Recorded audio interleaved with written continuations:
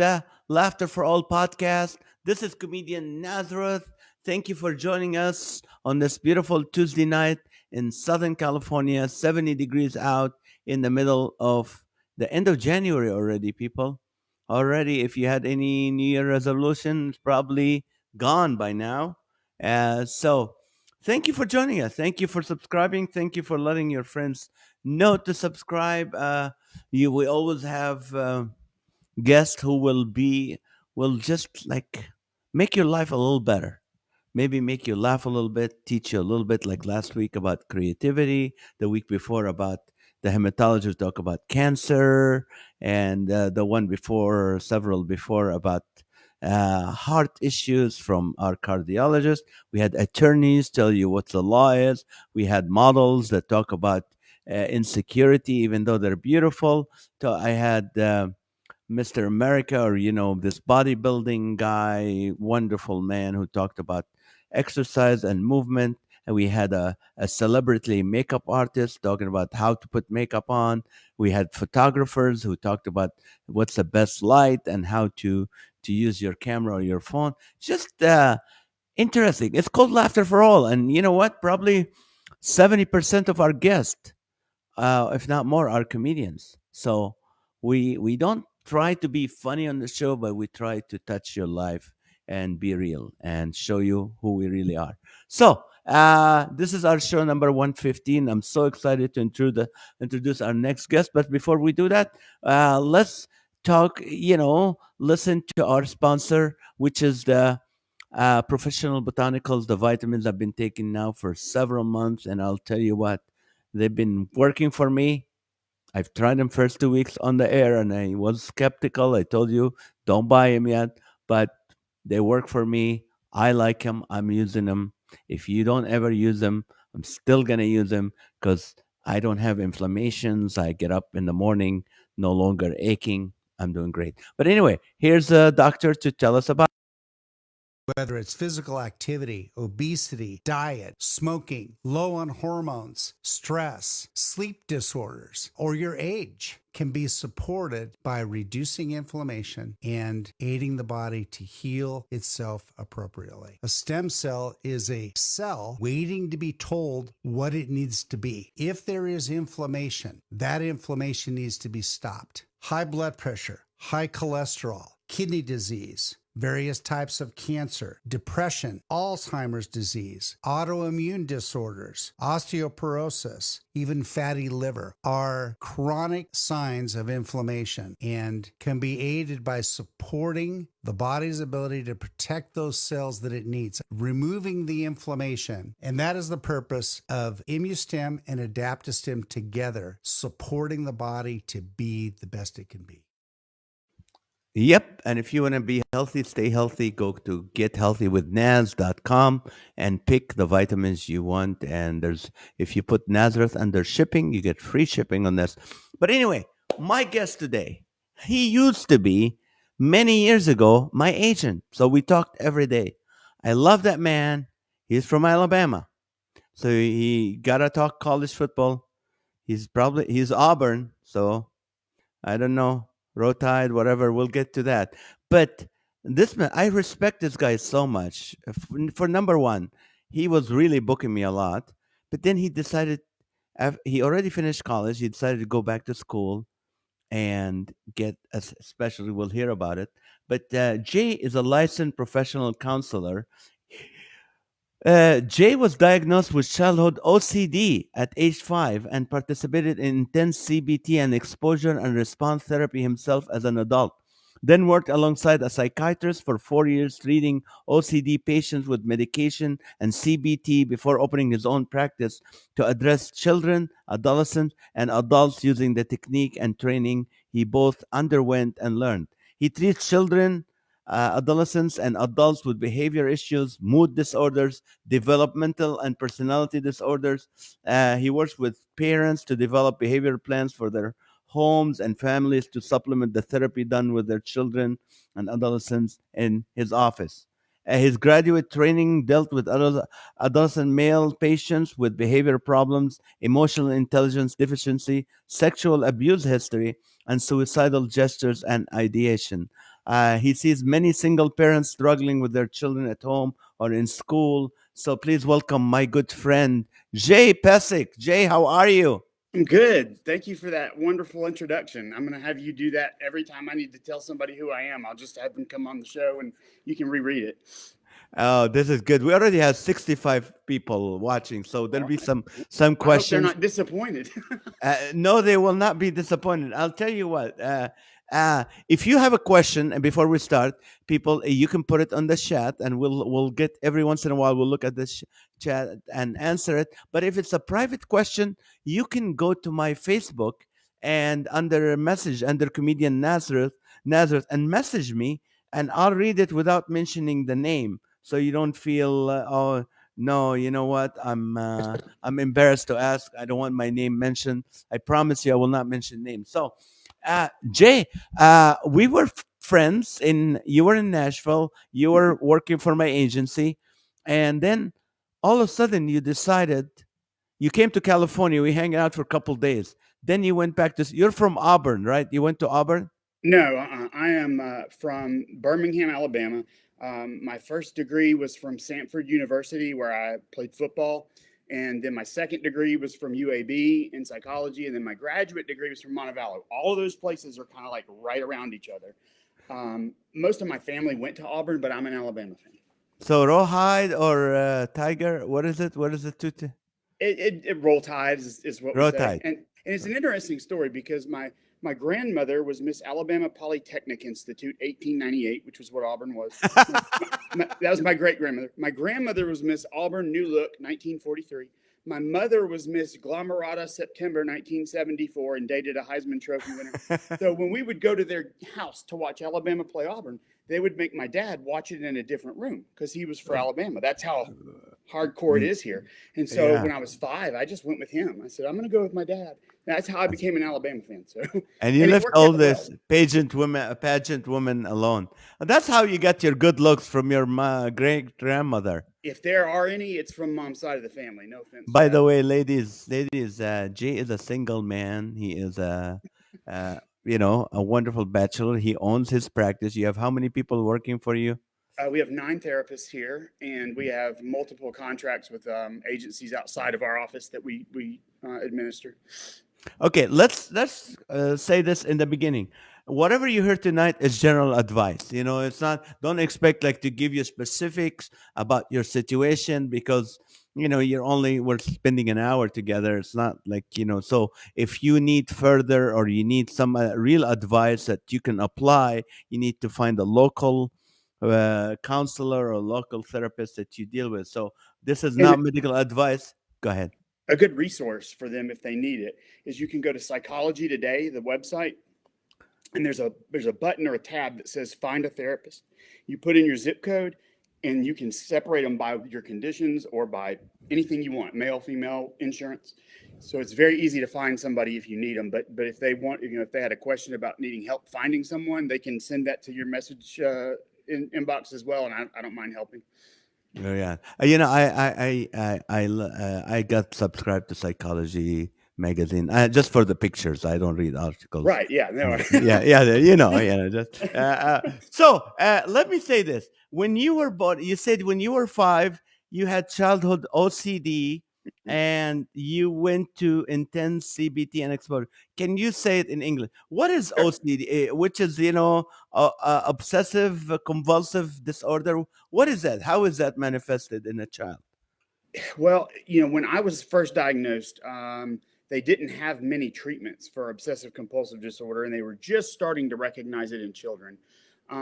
It's a little more difficult to recognize in children because of the overlap between their imagination and things they're creative about and things that their mind is the way I describe it is OCD is like being a prisoner inside your own mind. And when you try to tell people about it, they go, "Oh, I'm so OCD too. I like my shoes in a row." I always tell them that's a preference. That's not Mm. OCD. But it is a biological, biochemical, neurological issue that's usually based primarily on serotonin levels in the brain. But Uh, there are obsessive thoughts, right, that are intrusive. or that don't stop. And so people find a ritual or a compulsive behavior to do, and the brain links the lowering of the anxiety to whatever they did. And that's where we call it magical thinking. You'll see people say, I need to touch this 3 times or something bad will happen. Step on a crack, break your mama's back. That whole, their Oh, I see. brain links whatever happened, their anxiety goes down, and their brain says that's a true connection, and that's the answer. And so the anxiety comes, and then they go right to it because it's such an overwhelming physical sense of fear. Okay, so being obsessive behavior, like let's say, how can you tell if your child or someone has OCD? They're like, are they very organized, or are they, It doesn't. That's kind of a misnomer. I mean, yes, to some degree, but you'll notice that the organization or whatever, the just right feeling, it takes to have anything that's out of sorts. I mean, children will have a breakdown, and they'll probably have a hard time describing it. They may say things like it just doesn't feel right, and they can't really tell you what the fear is, but something doesn't feel right. And so, symmetry and things like that are something that people have when they have that component to it. But for me, my mom noticed that I would come home from, kindergarten or whatever and just lay on the carpet and cry. And she was a teacher, and I had a little sister. So in the mornings, my mom would tell me, I was older, go get a bath. I'm going to get your sister ready. And I remember on numerous mornings just standing in the bathtub crying because I couldn't get to my room. In my mind, I had just washed my feet, and there was no way to get to my room without touching the floor before I got socks on. And then my brain just started, going through that, going, I can't get out of the tub, And so at 5 or 6 years old, I mean, not knowing you can see the door and not knowing how to get there, and it's just, my mom was like, what are you doing? So little things like that you'll start kind of putting together. As usually when parents bring their kids to me, a lot of times kids will wash their hands until they crack and bleed because they're afraid of germs. And then with COVID, when COVID hit, people who had OCD, the germ thing, I mean, it just skyrocketed. Oh, Because, so how do you treat that? How do you treat that OCD, for example? So with the gold star standard is with medication and behavioral therapy. Like you had mentioned, the cognitive behavioral therapy, a portion of that is called exposure and response prevention. So it's something that you need to make sure if you go to somebody for that, they need to have been trained in it or have experience with it, because what you are really doing is you are helping that person identify their fear factor, so to speak, and you're kind of taking them there. And then while they get to maybe an 8, you never take them past an 8 on scale 1 to 10 anxiety. And then you start giving them coping strategies and you practice it with them while they're there. And then you check again. What's your stress level? Check again. And then we record it for them. We have it recorded. So, they can see the progress. So for instance, let's say you came to me and you did something 30 days out of every month and it was driving you crazy, right? And let's suppose you didn't keep track of it, but you did good and you only did 27 days the next month. Well, if you didn't keep track of it, 27 feels like 30. You just say, well, nothing's working. But if you keep track of it, you go, oh, no, you've knocked 3 days off of 30. We're doing pretty good. So it's, it's very important to have somebody who knows what they're doing. And then medication. Having a good relationship with a doctor or psychiatrist that understands that it's primarily a serotonin based issue. But those two things together, the medicine, I always tell my patients, if you're not feeling a big breath of fresh air, like, oh, it's still there, but I think I can try this, then you're not on the right medicine yet. Right. Now, what something that really impressed me about you, Jay, is you had a job as an agent, but you decided to go back to school and you got your your licensing and your counseling there. What went through your mind right before you went back to school? What were you thinking? When I left Samford, the first undergrad I had, I barely graduated. I mean, I was a football player. I was in a fraternity, all these things that start with F. That was my grades too. I mean, you can't blame me. If anybody's ever seen the campus, it's beautiful. And the ratio of guys to girls when I was there was 4 girls for every guy. So I just stayed outside by the fountains all day, And And so as I was leaving, though, I realized, man, I just barely got out of college. And my department, which was public speaking and interpersonal communications, every other department had a job fair where companies would come and meet the seniors and they'd have jobs. Not our department. So I went to the head of the department. I said, what can I do with this major? And this is the worst answer ever to give somebody. They said, anything you want. I was really kind of hoping you'd tell me what to want. And so I thought, well, what would I do if I didn't have this degree? I would want to do something in psychology in the field of mental health. So I went and met with the psychology department head at Stanford maybe a month before I graduated. And he was showing me all the stuff I'd have to do to, get another undergrad degree. And I just said, oh, I said, I've already flunked your class once. I'm not taking it again. And so, but I'll never forget in the back of my mind, that saying people say, if you could do it all over again, what would you do? That question became very real in my life. As I, considered different things. And I realized that being single, not having a family that I was supporting, I could go start and do it again. And it took a very distinct conversation with my mother. I told her, well, she's not here with us today, but I remember Susan. Yes, I used to pray for her. She was a huge fan of yours. And I told her, I said, Mom, if I come home right now, I think I was 30, 31, something. I said, to do what I want to do, I'm going to have to come home, go get another degree, then go get a graduate degree, then have like 3 years before I can be a licensed therapist.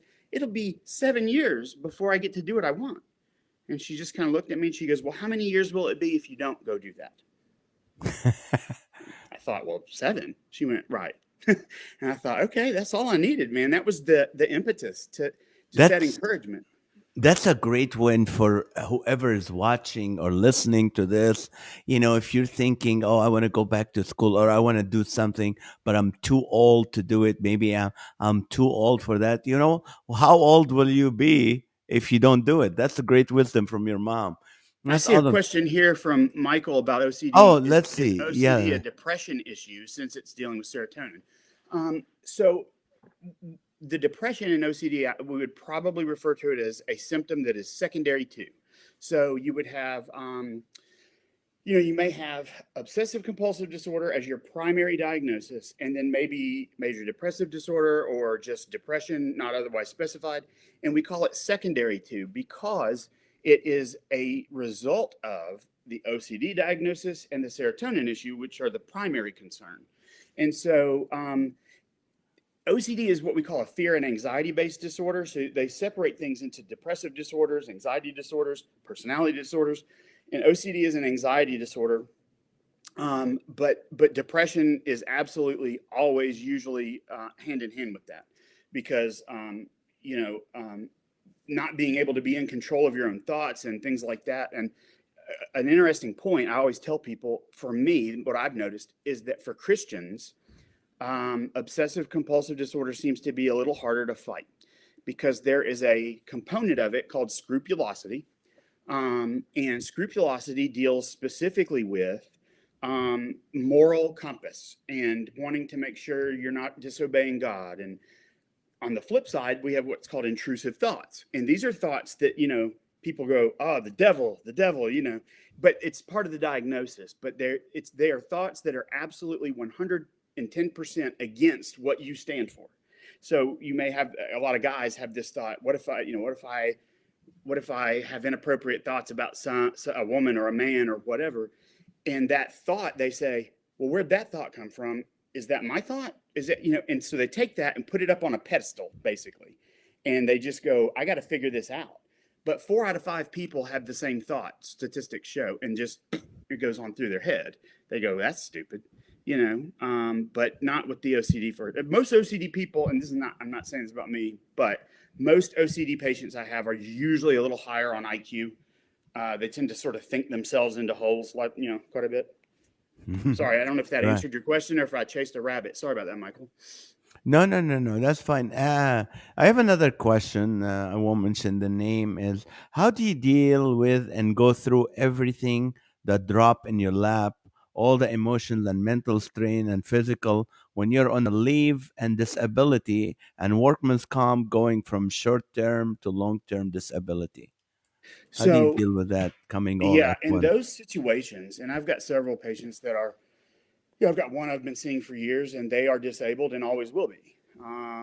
And it's twofold. I mean, not to make it simple, but coping strategies. You hear that all the time. It's kind of cliche, but what that is a way to healthily address, accept, own the emotions and the stressors and the things that are dropped into your life, but knowing that you probably by yourself in that state aren't going to be um, strong enough or unclouded thinking enough to just go attack it. You can't power through that stuff.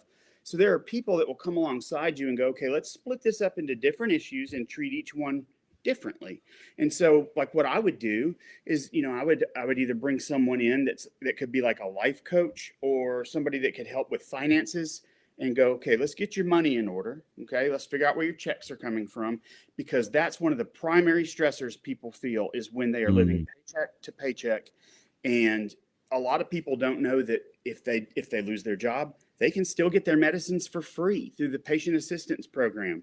When I was in graduate school and getting another degree, I had no insurance for 9 years.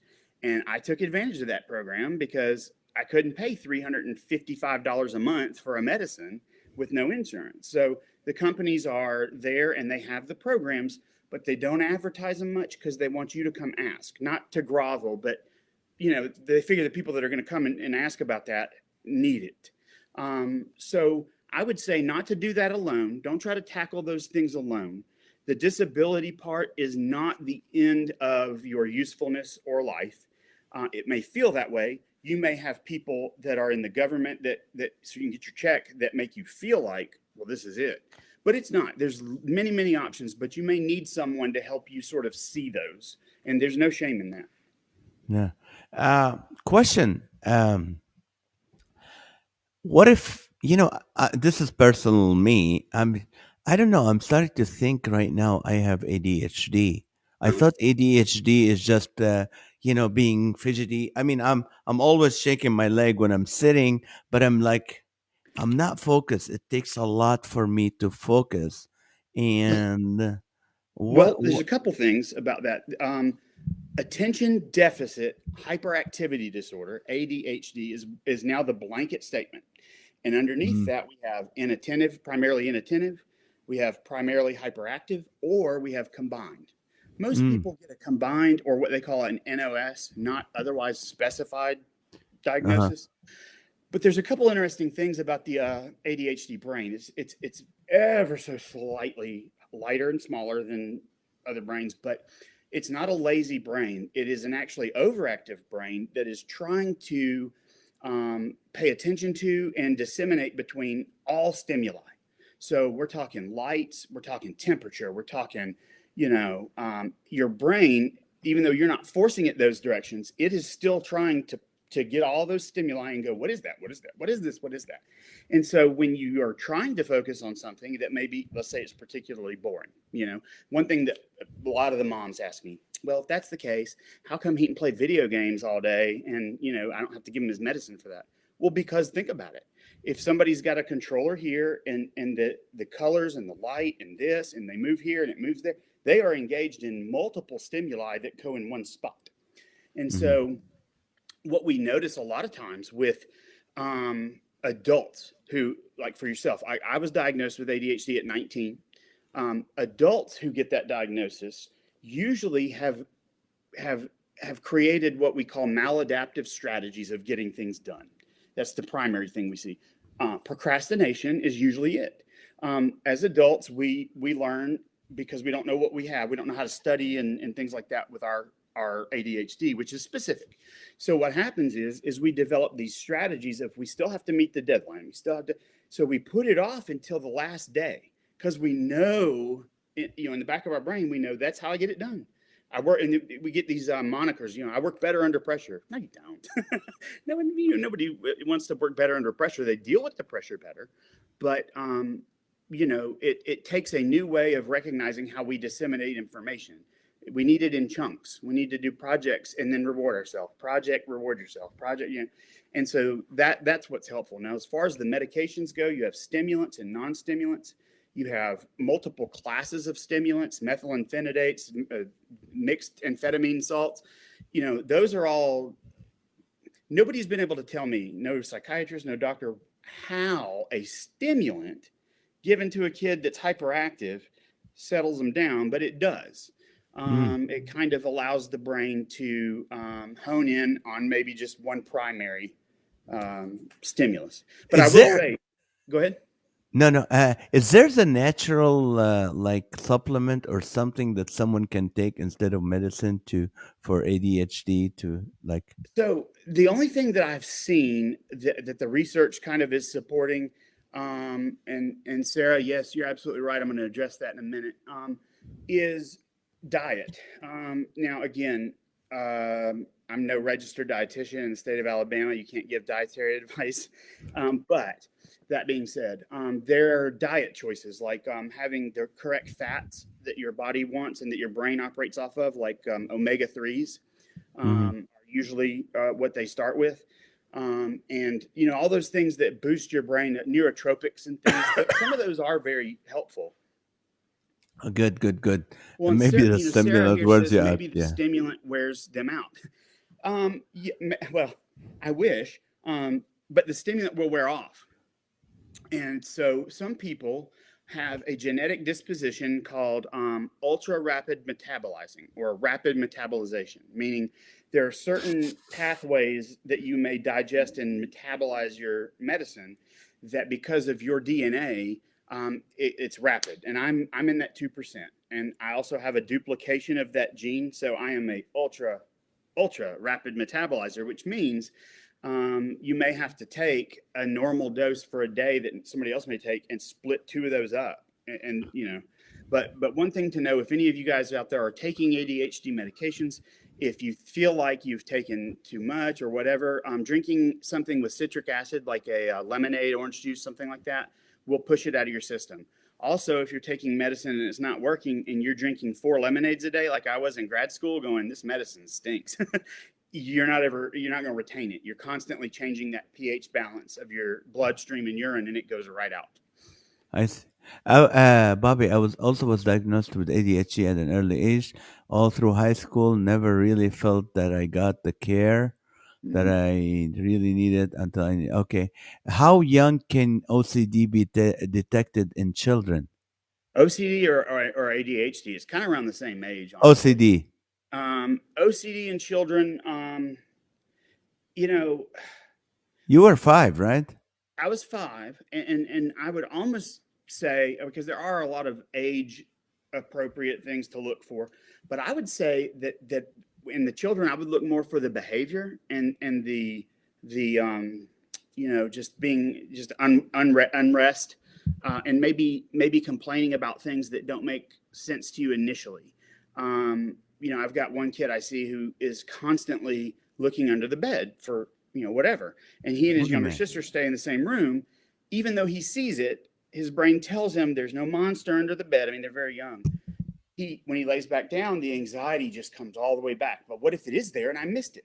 And so he'll turn on the light and look again, and so the sister is who helped, first catch that. It's like, what? It's like the 15th time, please. Like, there's nothing there. And so that's where the treatment comes in. But even for ADHD, for ADHD, I think there's actually an age around maybe 5 to 6 is when you first start seeing some of that behavior. I know a lot of times, even when they're 5 to 6, my first blush on that is they might just be 5 or 6. Right. You can just kind of wait. But there are some specific things, that are markers. These two things, ADHD and OCD, also tend to be sometimes genetically loaded, meaning probably somebody in your family gave it to you, so to speak. And back in the day, for your parents, my parents, whatever, back then, it wasn't something that was very well recognized. They put the ADHD kids into the same room that they had, but the kids that were biting the teachers, and so nobody was getting, like this man was talking about, nobody was really getting maybe the focused attention they need. And we were still learning how the brain works. We used to only be able to look at an MRI of the brain. Now we have PET scans and fMRIs, which are, you can see which parts of the brain are active right then. So we've come a long way. Yeah. Question by Amy. Even though you are not a physician, MD, you're not a pharmaceutical person, but it says, is zipra, Sedon Not an ADHD medication? Is what? Zipra, Sedon? Are they talking about Bival? Risperdal or Risperidone? That's probably what they Zipra, mean. No, that's not an ADHD medication. That's a mood stabilizer. So that class of medications, the Risperidone and things of that nature, are usually given when maybe as a supplement to an antidepressant, or bipolar is treated with mood disorders, mood disorder medications and things like that. But no, Risperidone is more so.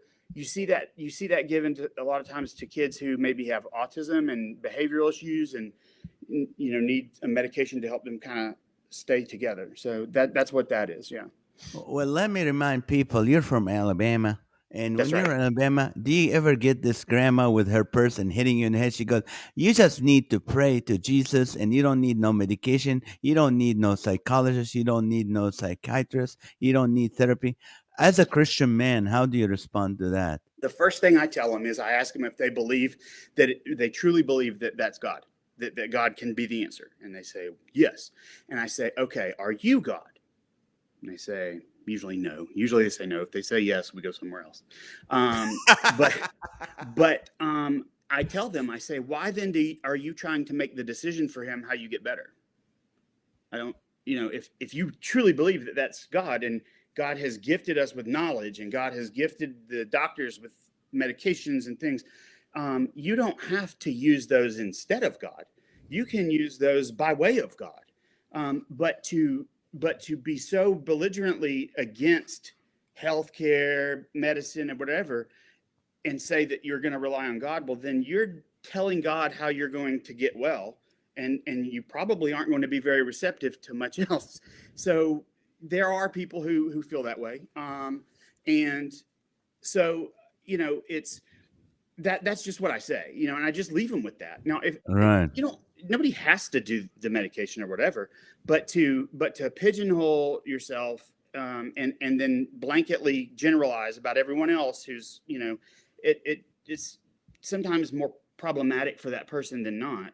I myself remember growing up in a very Pentecostal church, and there were some folks there that weren't the pastors. They were self-appointed pastors in the audience, and they had some very very specific ideas. Like my mom was in a wheelchair from the time I was 11 until she passed. They told me if she had more faith, she could get up and walk. There's just a Aw. lot of things that God has in our life that he probably didn't want or condone, but because we're in this world, they occur. But that's not to say that medicine has to be somebody's route, or that counseling has to be somebody's route. One misconception I find a lot in some churches is that they believe that psychology teaches you that you are your own God. There's not one piece of literature in psychology that tells you anything of the sort. I don't know where that came from. Psychology is very simply stated as the observation and prediction of future behavior, observation of behavior, and future prediction of behavior. And so I tell people, well, what if psychology is absolutely what Jesus came and said, look at how I behave, and then you try to behave that way. So there's a lot of fear to go to someone and to be that vulnerable, and they say, oh, it's all confidential, and you go, yeah, right. Is it really? Once you have to develop that trust relationship. I don't just immediately start trying to pull information from people. I had a kid today. The first thing we did, man, is we talked video games for like 10 minutes. What console do you have? What games do you play? The parent was looking at us going, what is this? And I was like, just, because he, I was brand new for him, and so But that's why we go to school. That's why we go to grad school. That's why it takes 3.5 years after grad school before you can even get licensed. You're under supervision with somebody you meet every week. And in graduate school, all of my hours were done at a psychiatric hospital with adolescent boys and adults who were suicidal. Now, the adolescent boys, there's a special group in the Southeast that only exists here called the Phoenix Unit, and it's for highly sexualized adolescent males under the age of 14. So, we have to teach them boundaries. We have to teach them what's right, what's wrong. And you got to do it before they're 14 because that's when that part of the brain forms.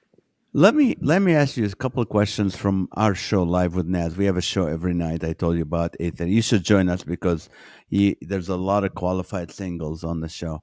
But anyway, listen.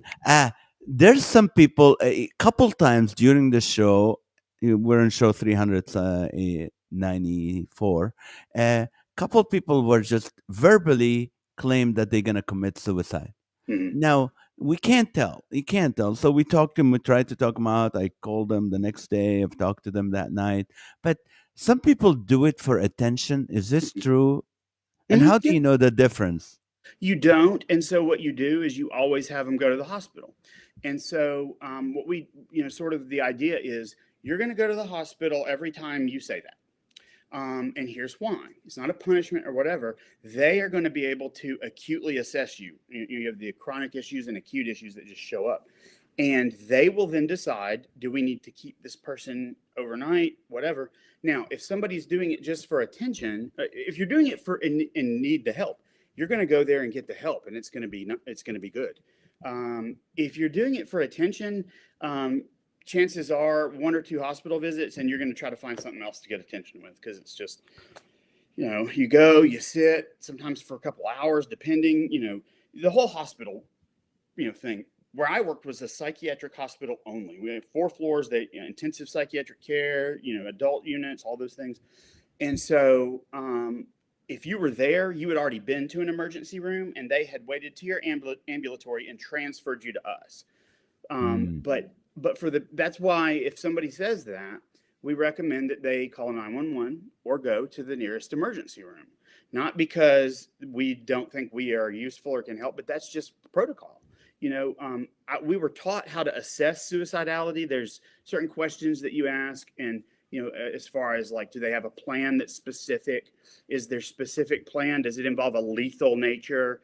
If it's lethal, do they have access to those means? And then do they really have an intention? Sometimes people will tell you, I want to kill myself. And you say, well, do you intend on acting on it?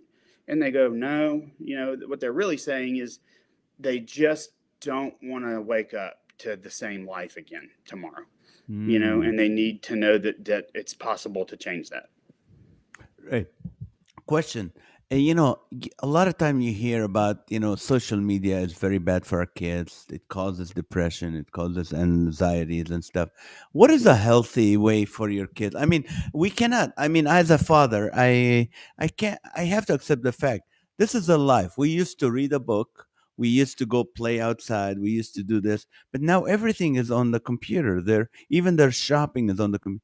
How can you have a healthy social media life as a teenager or Well, as a young adult? let's look outside. Let's look at what we get worried about with that. Is that there is something that seems to be all encompassing, taking their focus away from what we would call maybe in our day and age real life, and putting them in a situation where they are subject to 500 people bullying them at one time versus not, right? So Right. we're more concerned about how they're developing inside of that. I would still say moderation, moderation, moderation. One of the rules that my parents had for me growing up is on video games. When video games came out, I was hooked. And so I loved the sports football games and all that, but we had a rule. However many minutes I played sports, football, or video games, I had to exchange that with that many minutes outside or it wasn't going to happen. And, that's one way of doing it. But what you want really is to teach your children how to moderate something that they recognize kind of sucks them in. It's not bad, but you got to moderate it so that you're able to Mm. take it in stride and know when maybe I've had too much. So the rule that we have for a lot of the kids I see that get just infuriated when they can't win at a video game and throw controllers through the TV is it's a game. And as soon as it stops being 100% fun only, it's not a game anymore. And that's when we just take a break. Moderation. Right. Yeah. Remember when I came to your apartment in Nashville and we played Madden for a while or Yeah. soccer? Just before the show, an hour before, I was playing Fortnite. I'm back to not Really? addiction, but I've yeah, played that a couple times, but I was terrible at it. So I'm I got, terrible at it. My kids are laughing at me, but I just love it. It's like it takes my mind. It's one of the things that really makes me for like I enjoy. I think when you get to our age where we're parents, we're married, we're kids and stuff, you really don't stop and think, what do I like to do? Like I'm not a golfer. I'm not a. I work out. I lift weights. I work out, but that's part of my life. That's not fun. But I want to ask you a question. It's from Alan Goodwin. It says, in your experience, could an older person starting at 60 is not old, Alan, pursue that career path and still offer some value by the time they complete the supervised intern period? And yeah. repeat the answer your mom told you to him. Yeah. Alan, how old will you be in that many years if you don't pursue that career path? That's the first answer. But absolutely. I mean, there were people in my graduate program that were 15, 20 years older than I was. Your question of being of value and service, Alan, you got 60 years of experience that are uniquely yours. You don't lose that along the way. You carry that with you. So that wisdom translates into a lot of different areas in life that, as you're going through the supervision process and things like that, you will probably have a more mature outlook on some things, and you'd probably be able to also listen more than you talk, which is a big thing when people first start doing this. And we had to transcribe every single word that we said in every single session as a student, and type it out, and then go over it with somebody. And you recognize, man, I say a lot, and man, I can't believe I said that was a good idea. So you get a lot of that, and I think as an older adult, you probably have less of those moments. Right. Usually there's a time limit for men playing video games. Yes, any time that a video game in a man's life is taking away from any of his responsibilities, then yes, that was too long. Uh, Go ahead. Go ahead. Is it okay, from Michael, is it okay for a primary care physician to prescribe antidepressant even though she's not a psychiatrist? Is Mhm. a primary care physician specialized in indicating if one is improving? Yeah. So one thing you'll see with primary care, a lot of times, what they don't mind starting you on something because there's sort of a general go-to, that you start with. Mhm. But a lot of times, and this is what I appreciate about the primary care physicians around here, the minute that you need to adjust it or go up, they refer you to a psychiatrist. And not because they don't all go to the same medical school, but their training afterwards is a little different, and that's just not their wheelhouse. But yeah, a primary care physician can start you on something. I have a lot of moms I see whose OBGYN starts them on something, usually. Wow. I had a lady on my show that have single mom, 6 kids, works full time. Her 17-year-old is really feeling like they're don't want their faith anymore. They're struggling. Hmm. What advice do you give to a mother like that? What do you? You know, the first thing is I make a little joke that I've kind of developed, and that is the Bible says if you train up a child in the way they should go, in the end they won't depart, but it sure doesn't address the middle. So and remind them that God loves their child more than they do, which may be very difficult to understand. But at that point, it's just you have to. Um, a lot of times, people will try too hard and push their children all the way out, and so there's, just understanding it's not panic time. It's, don't berate them. It's okay for them to question that. And it's perfectly normal within the behavioral spectrum of developing to question what you've been sort of, you growing up, and you kind of is programmed. They give you, this is what you're going to believe. This is what our family believes. And as you become independent or go through an identity development, that's normal. Hmm. I have a question here on the Facebook Messenger. So, ever since COVID hit, even meeting and getting to know everyone on live with Naz, I've had ADD most of my life into my adult life. When COVID hit, that amplified fear, anxiety, alienation, and feelings of loneliness. I'm not gonna lie to you, even times feelings of depression. Have Hmm. all these feelings gone away? No, I've learned to walk through with the Lord and those feelings that don't go away. What do you do?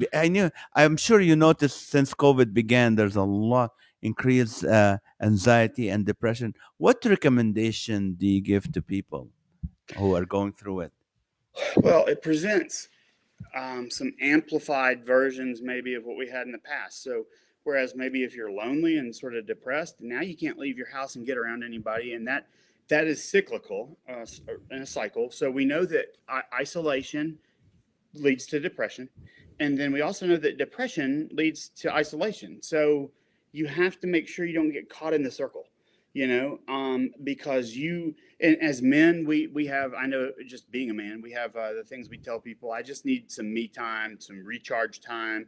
But then nobody sees you for 30 days. It's like, what are you recharging on, and so I think what's important to note is to know yourself.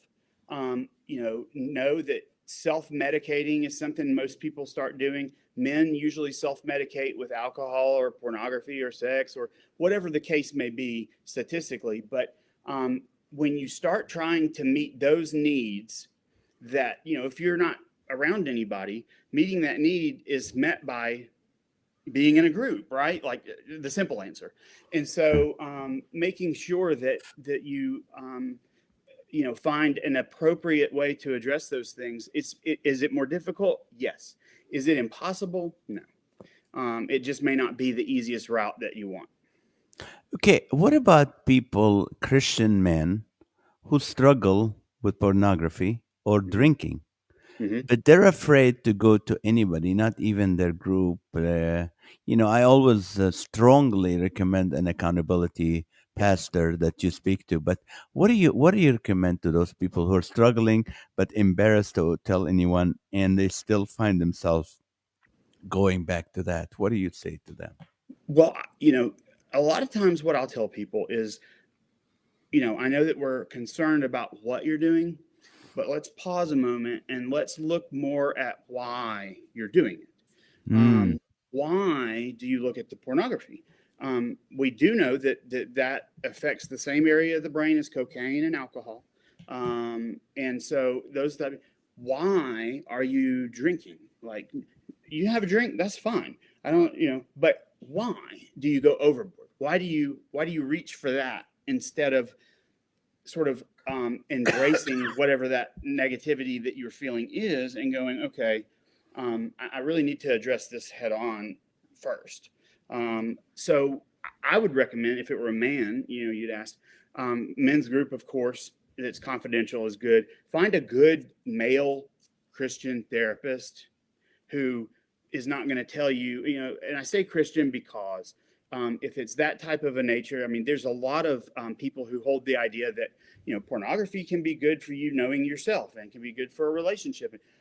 I see couples, and I've yet to find one who comes in and goes, we look at pornography together, or my husband or my wife, and it just has really made our marriage work. It's just that, it's that's just not there. So I would say ask why, the why. The why is more important when you're asking that question than the what. We know what the what is, and the what is running the show. But if we can get to the why, then you can actually start stopping before you jump in that hole. right. Sarah asked about, do you hear much about narcissistic personality disorder Uh-huh. and or just the behavior? I know it's quite a broad spectrum. I can help you a lot with that. I had to deal with a person close to us that was narcissistic. I studied a lot, but I'm not Jay Pasek. So Jay, you answer her. Okay. I'm sure you could. No, no, I can't. But I mean, I just from I'm reading, but you went to So school for that. so Sarah, those are really hot button words right now. Narcissism, um, you know, um, Ah! Also, gaslighting. People say, you're gaslighting me whenever they just don't like what somebody said. So it looks like you know a little bit more about it. You mentioned it being a spectrum, and it is probably more or less considered a spectrum now. Levels of narcissism. We know that most narcissists never, present themselves for treatment because in their mind, sort of the way they view the world is, why are there so many dumb people that are in my life? It's like everywhere I turn, there's idiots, and so, but also their approach to things tends to be more egocentric and self-serving, and trying to get inside the head of somebody that's narcissistic when you're both in the same endeavor, going, okay, you're helping me with this, but why? Is probably not. No, sir. I see that. Yeah, it does. Narcissism, the gaslighting is what our industry right now is kind of focusing on. People are saying it's important to know what gaslighting is because most people aren't aware they're being gaslighted. So for somebody to go, oh, you're gaslighting me. I don't think you know what that word means. So, but yeah, I do see it, but because of the nature of the disorder, it being a personality disorders aren't really curable, but they are somewhat treatable depending. But because of that, we don't see many people coming in here. Nobody drags the narcissist in here with us. They don't need to be here. And the narcissist doesn't show up because it's their spouse who needs to be here, or, something like that. So we don't see it a Right. lot, but it is Right. something we study. What's the funniest thing that happened to you during your practice, or anything sticks out that someone came to you and all, you know? I've had some bizarre, just, people drive from different states, and they go, I know that you're a such and such therapist. And I go, what? Like one showed up and said, I recognize that your specialty is adoption. And I want to help them, but I go, you did. And where did you see that? I remember that one specifically, but when I worked with my uncle, who was a psychiatrist for 4 years, I ran his opiate and opioid dependency outpatient clinic. Yes, Gianna, I have, and I will talk to you about that later because I have a big opinion on that right now. Well, She have noticed pastors can be narcissists. There's a book I want to read that just came out called "When Narcissism Comes to the Church." Ooh. Yeah. I want to read that. I think for us Christians, a lot of times it's easy for us to hide behind the veil of spirituality, and it makes it okay. I'm in leadership or whatever, but that's a whole nother hour I have. One of the things I saw, one of the questions that somebody had written in originally before the show started underneath on a Facebook thing, it had something to do with delivery and I don't know. Do you see it? It was underneath where you Is that the one about the need to dissect words, counting the letters in each word, grouping the letters by 2 or 3, No, and but adding together? that's a neat thing. Chunking. It's how we learn phone numbers. If I told you that my phone number was 615-818-6912, you would go, what? But if we take it into 3, 3, and 4, your brain can recognize that. Hang on, I'm stuck. I'm gonna refresh. Okay, and okay. Let's see. I'll see other questions here. Okay, here we go. Let's bring. So the Come question back. that they had, and I've been thinking about this all night, is I will find it here. It was posted. It was written underneath your post on your comedian page, I think. Okay. Yeah. Here we go. Let's see. Had something to do. Let's see. Here we go. Choice for best resource to break through the bondage of depression, book or audio series. So one of the other things that I do, I teach a few college courses around here, but I also lead a life group at my church. And the life group that I lead with a co-leader named Denise is called Emotionally Healthy Spirituality. The author, I think his name is Pete Scazzaro, maybe. And that book in particular is structured specifically to our walk in our lives when we hit a wall. And that wall in our life is a changing moment. And if there's many times we will think we hit the wall, and he gives his examples. That's what I love about that particular series. Is this is a pastor who pastored a mega church in New York, telling you, my wife came in one day and said, "I'm not going to your church anymore. I think you're a bad leader." And he thought that was the wall, but it wasn't. And so, we talk about the depression being real and things of that nature. And so he posits that you cannot be spiritually mature and be emotionally immature. The two can't coexist. And so it's a structured discipleship program, really, to walk through that. So that would be one of the answers I wanted to give, because we're just gearing up for our second semester. We split it up, the first semester and the second, because it's a lot of material, and we're starting again tomorrow on grief and dying, and just that's heavy. So, Jay Pasek, you look, you've always been the normal guy with, wonderful, funny, handsome, educated. What kind of woman do you look for to Somebody who's marry? preferably not married. Okay. It's funny because when we're younger, I remember in youth group, everybody would say, make a list of all the qualities you want. Okay. What are they? What are the qualities we're supposed to want? It kind of changes, but I would, in a woman, I guess, somebody that would say yes if I asked them out. Is that too much? I don't know, man. I'll tell you, I think I'm old enough to know that the more, what is the saying? The more I find out, the less I know. So, I don't know. I don't have any specific, like, oh, blonde, somebody you have a good time with, somebody that you can laugh with. That, to me, the hanging out with you guys, you guys told me, like, if you're going to be in this business and evaluate talent, at some point at the comedy clubs, you're not going to be laughing out loud. You're going to be going, that was good. That was clever. That was nice. Timing's off, and people go, are you laughing? Yes. But off the stage with you guys, the laughter that I remember having just until our sides hurt. I mean, my cousin Jimbo would come with me to your shows, and I remember. We still to this day talk about the stuff, just the things we laughed about when it was just us in a car, and just talking about life. Somebody like that. I mean, I that's what to me is missing in a lot of people's lives. That's why I think that comedy is such an art. That's one thing I learned in the business, is that it is not just funny people. It is, timing and everything, but it is so absolutely necessary to have that in your life. I think it's part of spirituality. And I miss that. And so, having somebody that you can laugh with, I mean, You can laugh with that. start there. Something about my wife, Maha, is just, we have a great relationship, but I think what it is we laugh a lot. She's funny. I'm funny, and I'm more serious than she is. Yeah. But she would just, sometimes you would sit with us and you add John, my son, to the equation, and you I was get a about to say, sitcom if going on. John's in there, I know it's killing. It's I killing. remember. So it's just like today I'm playing Fortnite. They're commenting how horrible I am in playing.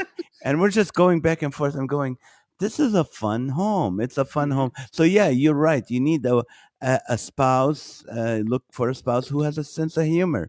Not what does Jay Pesek tell people about Jesus when they get the opportunity?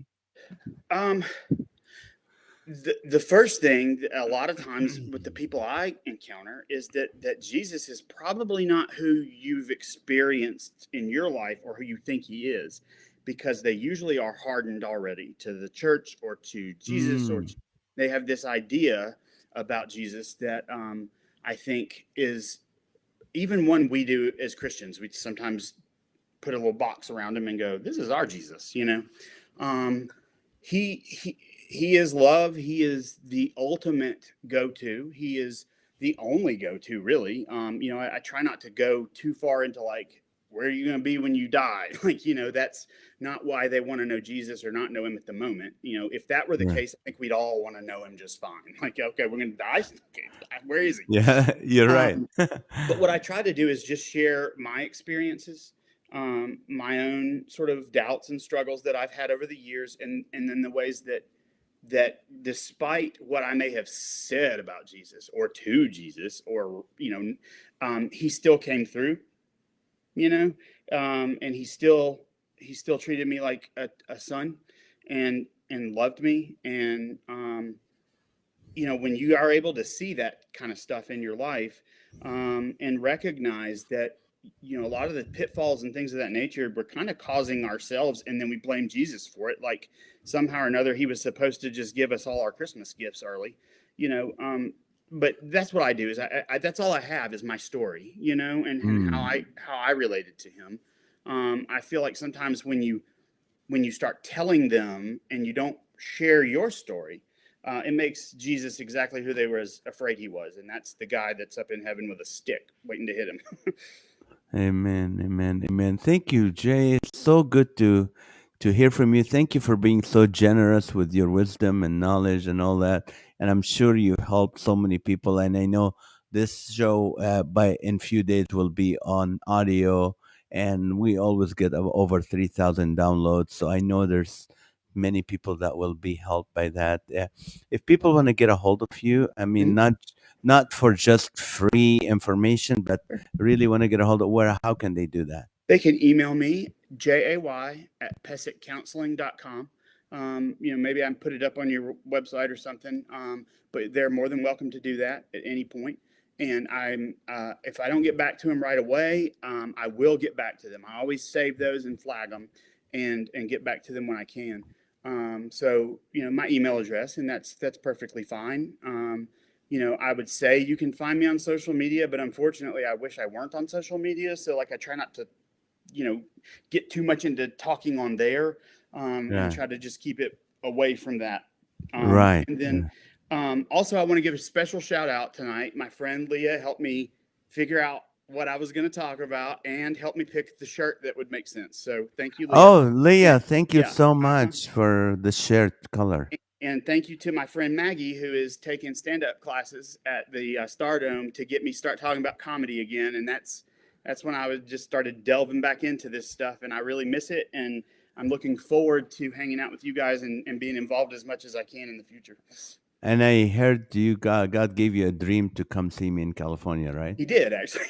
I had the dream, and the good part is, man, every time I have a dream that I'm visiting you, it's always good.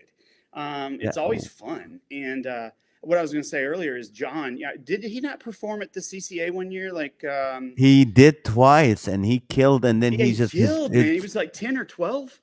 his dry bar special is coming out in He has a April. I dry mean, bar? yeah, he does stand up comedy, but he's more of a director. He makes his money as a TikTok director, but he Really? does yeah, he does stand up, and he's really, I mean, he's quick. Sometimes he just create material on stage which bothers the heck out of me. I'm like, Yeah, like, because you're like, I'm the no, guy rehearse that it. Yeah. prepare, yeah, rehearse it and work. Yeah. But Well, I that's yeah. remember that. That's one thing that's blazed into my memory, and I'll remember because didn't Shonda have a kid that did some Yes, too? and Shanda, Zach was there, Zach and John, and they both did stand up, and they did better than the comedians. Yeah, I loved it. I loved it. I hope to come Yeah. back and hang out with all of them one day. That's Well, what I miss. I miss you. I miss everybody. I miss laughing. The simplicity of that. I always felt healthier after hanging out with you guys. Well, thank you so much, Jay. I appreciate you. I love you, man, and I thank love you you for too, your bro. time. And you guys, if you're watching, and you know that every weeknight at 8:30 p.m. Pacific time, we have the Live with Naz, an hour of laughter and encouragement, where you can become the comedian for 53 minutes. You write comments that's funny, and other people will laugh at. And then the last 7 minutes, we ask you for a prayer request. We encourage you and let you go. So 8:30 p.m. Pacific Standard Time on Facebook under Comedian Nazareth. Well, Jay, thank you. Love you guys. And please subscribe and let your friends know about this podcast so we can let more people be helped like you did today. Today, I'm sure it was very, very helpful to me personally and to so many people. So thank you guys and God bless you. Good night.